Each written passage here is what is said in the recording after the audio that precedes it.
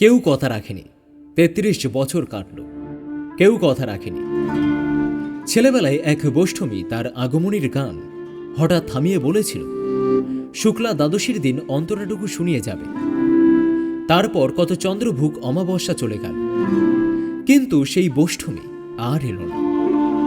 ২৫ বছর প্রতীক্ষায় আছি। মামাবাড়ির মাঝি নাদের আলী বলেছিল, বড় হও দাদা ঠাকুর, তোমাকে আমি ৩ প্রহরের বিল দেখাতে নিয়ে যাব।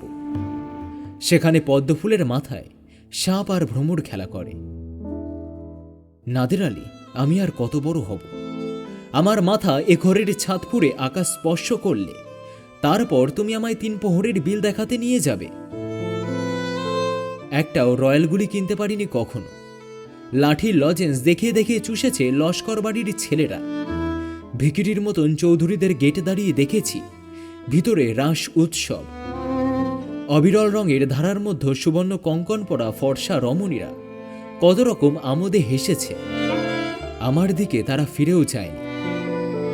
বাবা আমার কাঁধে হাত রেখে বলেছিল, দেখিস একদিন আমরাও। বাবা এখন অন্ধ, আমাদের দেখা হয়নি কিছুই। সেই রয়্যালগুলি, সেই লাঠি লজেন্স, সেই রাস উৎসব কেউ আমায় ফিরিয়ে দেবে না। বুকের মধ্যে সুগন্ধি রুমাল রেখে বরুণা বলেছিল, যেদিন আমায় সত্যিকারের ভালোবাসবে সেদিন আমার বুকেও এরকম আতরের গন্ধ হবে। ভালোবাসার জন্য আমি হাতের মুঠোয় প্রাণ নিয়েছি। দুরন্ত ষাঁড়ের চোখে বেঁধেছি লাল কাপড়। বিশ্ব সংসার তন্ন তন্ন করে খুঁজে এনেছি ১০৮টা নীল পদ্ম। তবু কথা রাখেনি বরুণা। এখন তার বুকে শুধুই মাংসের গন্ধ। এখনো সে যে কোনো নারী। কেউ কথা রাখেনি। ৩৩ বছর কাটল, কেউ কথা রাখে না।